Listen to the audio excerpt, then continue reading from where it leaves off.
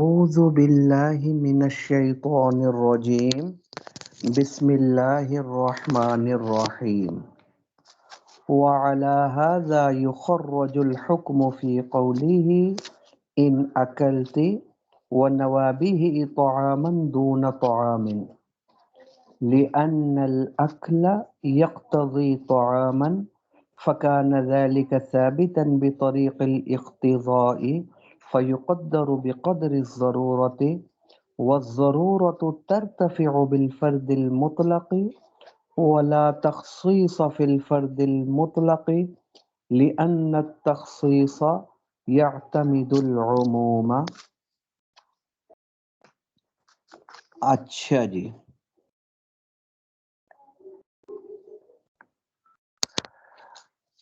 اب وعلی ھذا یخرج الحکم، اسی اصول پر آئندہ آنے والے مسئلے نکالے جائیں گے۔ جو اصول پچھلے سبق میں ہم نے پڑھ لیا وہ کیا کہ اقتضاء النص کہیں یا مقتضا کہیں، یہ ضرورتاً ثابت ہوتا ہے، یہ گزر چکا۔ اور جو چیز ضرورتاً ہو وہ بقدر ضرورت ہوا کرتی ہے، یہ بات بھی پڑھ لی۔ تو اسی پر یہ اصول نکلا، اسی سے یہ مسئلہ نکلا کہ اگر کسی شخص نے اپنی بیوی سے کہا ان اکلتی، اگر تو نے کھایا نا، تو مثال کے طور پر کیا کہا فانتی طالق، تجھے طلاق ہے۔ اگر تو نے کھایا تجھے طلاق ہے۔ اب یہ ان اکلتی جو بولا تو اس سے اقتضاءً کیا نکلا؟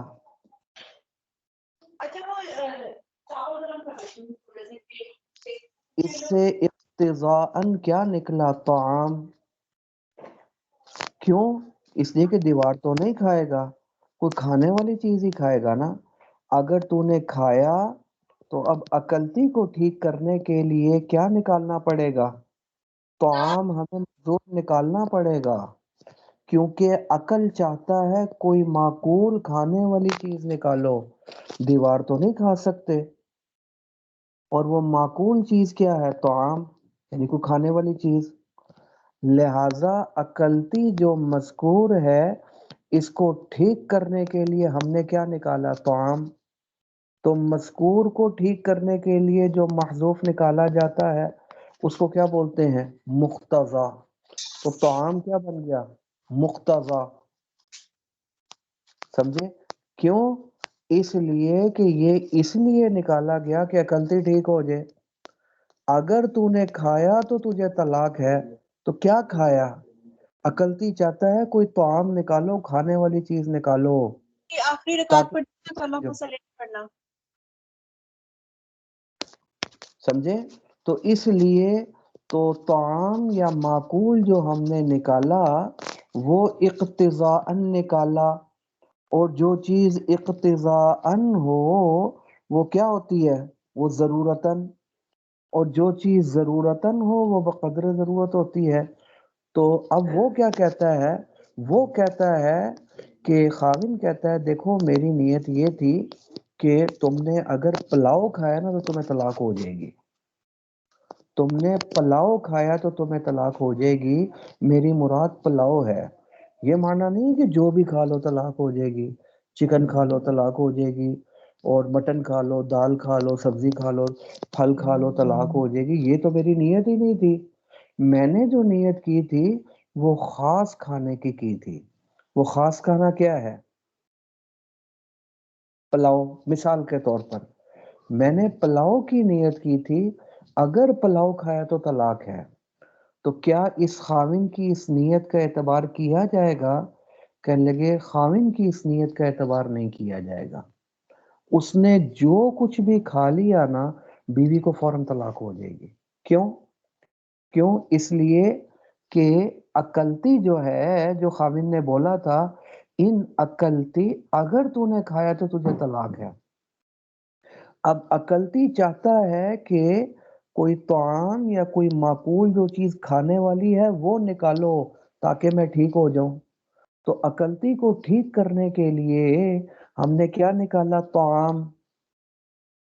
اب طعام نکالا اکلتی کو ٹھیک کرنے کے لیے، تو یہ طعام کیا بن گیا؟ مقتضا، سمجھے؟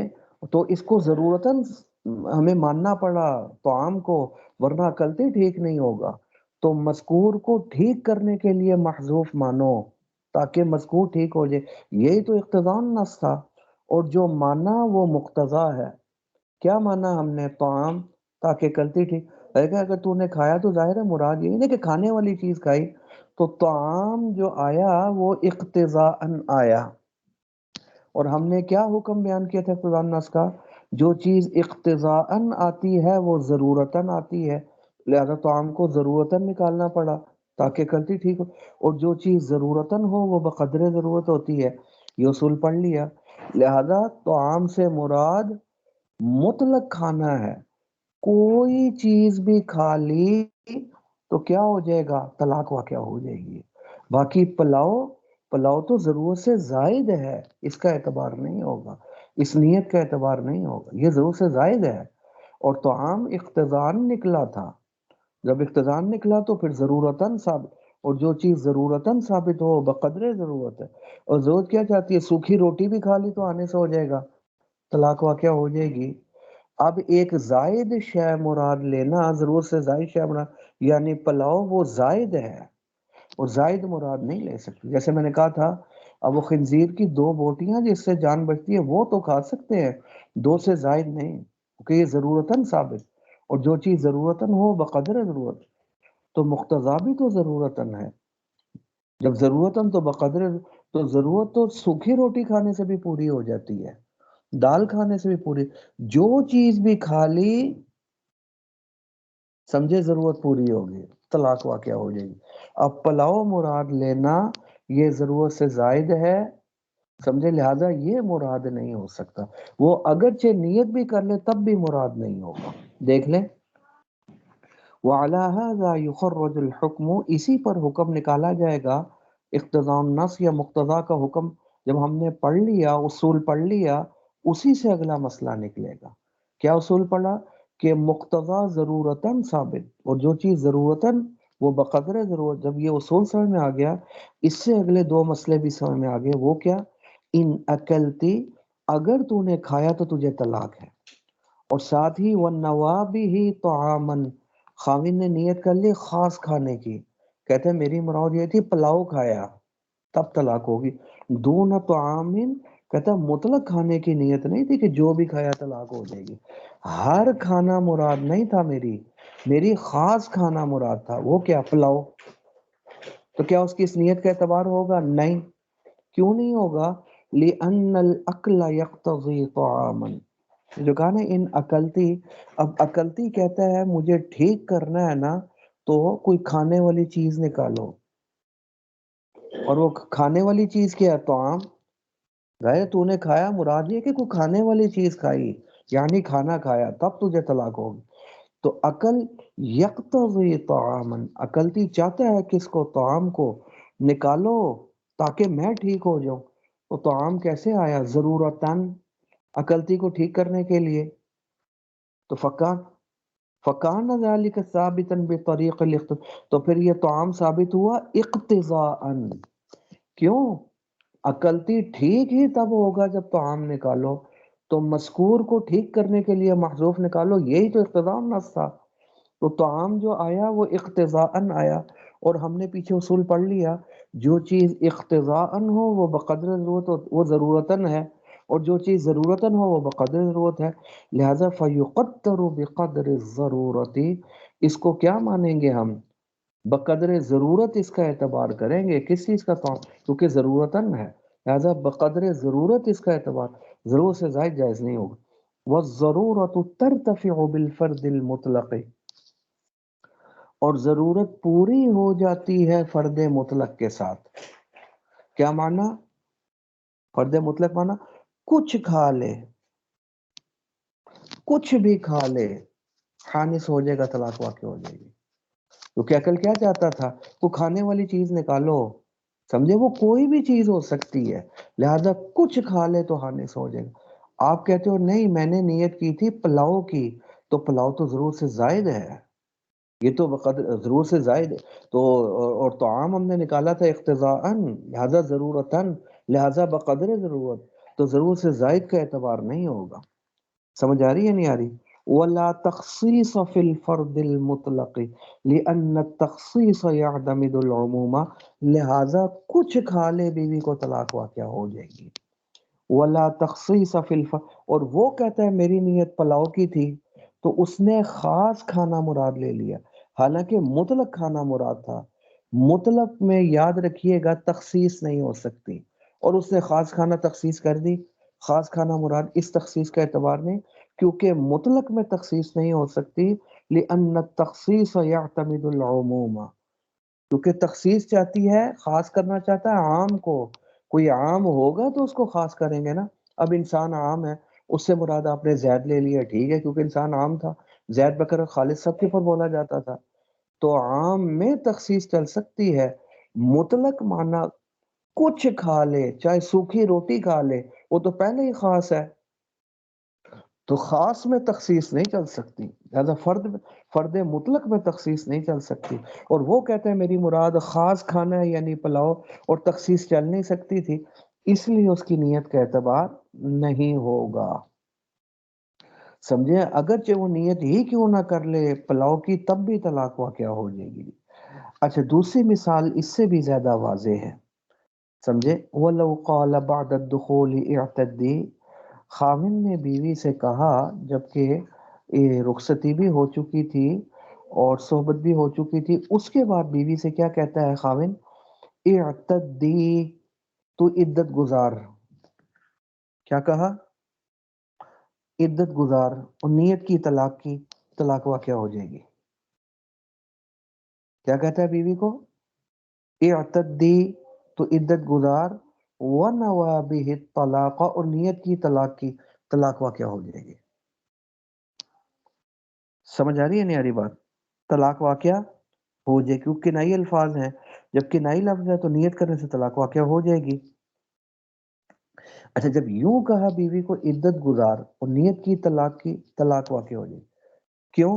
اس لیے کہ عدت چاہتی ہے طلاق کو، عدت مقتضی ہے طلاق کو، کیونکہ طلاق ہوگی تو عدت ہوگی، بغیر طلاق کے تو عدت نہیں ہوتی۔ تو عدت کہتے، خاوند کہتا ہے تو عدت گزار، تو اعتدی کو اگر ٹھیک کرنا ہے تو پہلے طلاق مانو، کیونکہ طلاق کے بغیر تو عدت ہوتی نہیں ہے۔ تو اعتدی کو ٹھیک کرنے کے لیے اقتضاءً کیا مانا؟ طلاق مانا، کیونکہ عدت بعد طلاق آتی ہے، تو اعتدی کو ٹھیک کرنے کے لیے اقتضاءً کیا مانا؟ طلاق۔ تو جب اقتضاءً طلاق کو مانا تو طلاق کیسے آیا اقتضاء؟ جب اقتضاءً آیا تو ضرورتاً آیا، کیونکہ طلاق کو نہیں مانو گے تو اعتدی ٹھیک نہیں ہوگا۔ وہ کہہ رہا عدت گزار اور طلاق دی نہیں، تو طلاق کے بغیر تو عدت نہیں آتی، لہذا مجبوراً ضرورتاً ہمیں طلاق ماننی پڑے گی۔ طلاق ہوگی تو عدت ہوگی نا، تو طلاق کو مان لیا۔ اب یہ طلاق آیا کیسے؟ عدت سے طلاق نکلا ضرورتاً، اور جب ضرورتاً تو بقدر ضرورت، اور ضرورت پوری ہو جاتی ہے رجی سے۔ اب اگر خاوند کہتا ہے کہ میں نے نیت کی تھی بائن کی، تو بائن کا اعتبار نہیں ہوگا، کیونکہ بائن ضرورت سے زائد ہے۔ جیسے اس نے وہاں کہا تھا نا پلاؤ میری نیت ہے، تو پلاؤ کا اعتبار نہیں، وہ ضرورت سے زائد ہے، ضرورت پوری ہو جاتی سوکھی روٹی کے ساتھ، لہذا پلاؤ کی نیت کر۔ اسی طرح ضرورت پوری ہوتی طلاق رجی کے ساتھ، اور وہ کہتا ہے میری مراد بائن تھی جس سے نکاح ہی ختم ہو جاتا ہے، وہ ضرورت سے زائد، اس کا اعتبار۔ نیت بھی کرے گا تو طلاق بائن نہیں ہوگی۔ کیوں نہیں ہوگی؟ کیونکہ اعتدی سے جو طلاق نکلا وہ کیسے نکلا؟ اقتضاءً، ورنہ اعتدی ٹھیک نہیں ہو رہا تھا، بغیر طلاق کی عدت ہوتی نہیں، عدت ہوتی ہے بعد طلاق۔ تو اعتدی کو ٹھیک کرنے کے لیے اقتضاءً کیا مانا؟ طلاق کو، محذوف کو، تو طلاق آیا اقتضاءً، اور جو چیز اقتضاءً وہ ضرورتاً، تو مجبوری کی وجہ سے ہے، ورنہ اعتدی ٹھیک نہیں ہو رہا تھا۔ تو جب یہ طلاق آیا ضرورتاً تو پھر بقدر ضرورت ہوگا، اور ضرورت پوری ہوتی طلاق رجی سے، طلاق رجی کے بعد بھی تو عدت آ جاتی ہے نا۔ سمجھ میں آ رہی ہے؟ یار طلاق رجی ہی مراد ہوگی. اب اگر خاوند کہتا ہے میری طلاق بائن مراد تھی، طلاق بائن وہ ضرورت سے زائد ہے، سمجھے؟ اور ضرورت جب رجی سے پوری ہو رہی ہے پھر بائن مراد نہیں لے سکتے. ضرورت جب سوکھی روٹی سے پوری ہو رہی ہے پھر پلاؤ مراد نہیں لے سکتے. ضرورت جب 2 بوٹیوں سے پوری ہو رہی ہے خنزیر کی پھر 3 بوٹیاں نہیں لے سکتے. سمجھے؟ دیکھ لیں تیسری مثال وَلَوْ قَالَ بَعْدَ الدُّخُولِ، اگر اسی طرح دخول کے بعد خاوند نے بیوی سے کہا اعتدی، عدت گزار. اچھا یہ بعد الدخول کی قید اس لیے لگائی ہے کیونکہ اگر وہ رخصتی نہ ہو اور وہ صحبت نہ ہو پھر تو عدت ہی نہیں ہے. عدت کب آئے گی؟ جب رخصتی بھی ہو، رخصتی ہو، خلوت ہو یا صحبت ہو، اس کے بعد ہی عدت آئے گی نا. اور اگر صحبت نہیں ہوئی ہے اور تنہائی رخصتی بھی نہیں ہوئی ہے پھر تو عدت ہی نہیں آئے گی، کیونکہ بغیر خلوت کے اور بغیر دخول کی عدت نہیں آتی. اسی لیے کہا دخول کے بعد کیا کہتا ہے اعتدی، عدت گزار. وَنَوَى بِهِ الطَّلَاقَ، اور نیت کی اس نے طلاق کی، طلاق واقع ہو جائے گی. کیوں ہو جائے گی؟ فَيَقَعُ الطَّلَاقُ اقتضاءً، طلاق اقتضاءً واقع ہو جائے گی. کیوں؟ کیونکہ اعتدی کہتا ہے مجھے اگر ٹھیک کرنا ہے تو طلاق کو مانو ورنہ میں ٹھیک نہیں ہوں گا. اعتدی مانا تو عدت گزار، تو عدت تو آتی ہے طلاق کے بعد، تو اعتدی کو ٹھیک کرنے کے لیے محذوف طلاق کو مانا تو طلاق آئی. اور جو چیز اقتضاءً آئے، لأن الاعتداد یقتضی وجود الطلاق، کیونکہ عدت گزارنا یہ چاہتا ہے طلاق کو. وہ طلاق ہوگی تو عدت ہوگی، بغیر طلاق کے تو عدت نہیں ہو سکتی. تو لہٰذا جب یہ طلاق اقتضاءً اور ضرورتاً آیا تو پھر بقدر ضرورت ہونا چاہیے. تو ضرورت تو پوری ہو جاتی ہے رجی سے، تو پھر رجی ہونی چاہیے. فَيُقَدَّرُ الطَّلَاقُ مَوْجُودًا ضَرُورَةً، تو مجبوری کی وجہ سے طلاق کو موجود ماننا پڑا، کیونکہ بغیر طلاق کی عدت آتی ہی نہیں ہے. وہ طلاق کیسے آئی؟ ضرورتاً. اور جو چیز ضرورتاً ہو بقدر، اور ضرورت پوری ہو جاتی ہے رجی سے.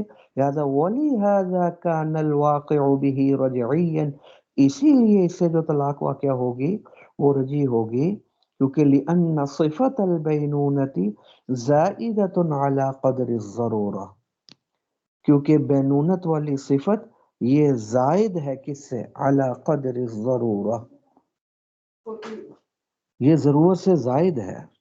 کیونکہ جب ضرورت رجی سے پوری ہو رہی ہے، جب ضرورت 2 بوٹیوں سے پوری ہو رہی ہے تو پھر تو تیسری بوٹی نہیں کھا سکتے خنزیر کی، جیسے میں نے بتایا. جب ضرورت سوکھی روٹی سے پھر پلاؤ مراد نہیں لے سکتے، وہ ضرورت سے زائد. یہاں اسی طرح یہاں جب ضرورت رجی سے پوری ہو رہی ہے پھر بائن مراد نہیں لے سکتے.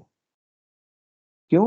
کیونکہ لأن صفت البینونتی، کیونکہ بینونت والی صفت یعنی طلاق بائن، یہ سمجھو یہ پلاؤ ہے، یہ زائدۃ علی قدر الضرورہ، یہ ضرورت سے زائد ہے. اور فلا یثبت بطریق الاقتضاء، لہذا یہ اقتضاءً ضرورت سے زائد ثابت نہیں ہو. اور طلاق مان رہے تھے اقتضاءً، اور جو چیز اقتضاءً وہ ضرورتاً، اور جو چیز ضرورتاً وہ بقدر ضرورت، اور ضرورت تو رجی سے پوری ہوتی ہے.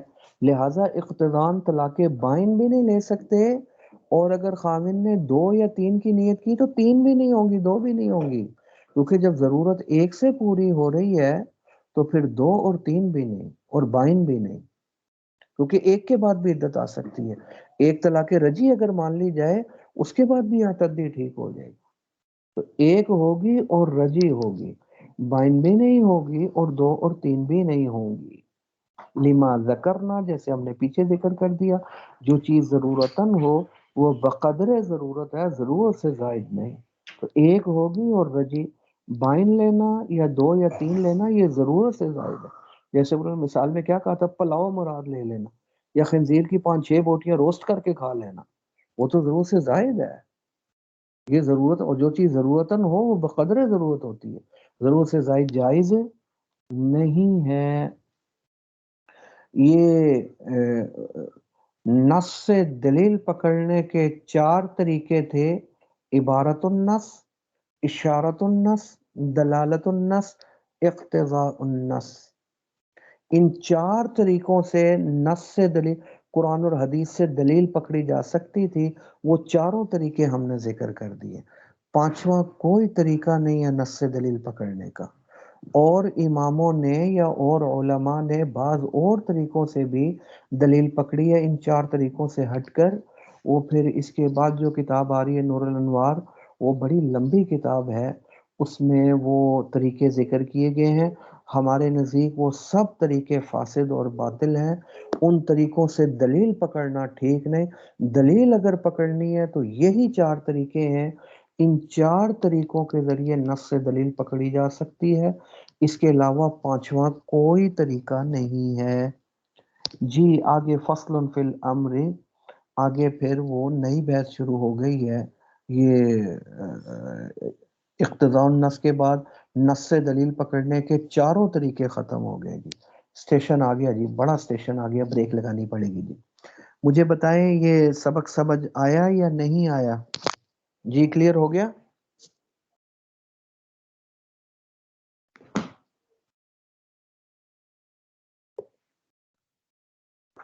جی استاد جی، ایک بار اس کو اور سنیں گے لیکن کافی بہتر کلیئر ہوا.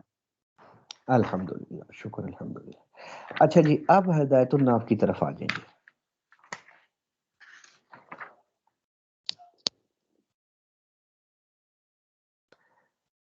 میں ایک منٹ ذرا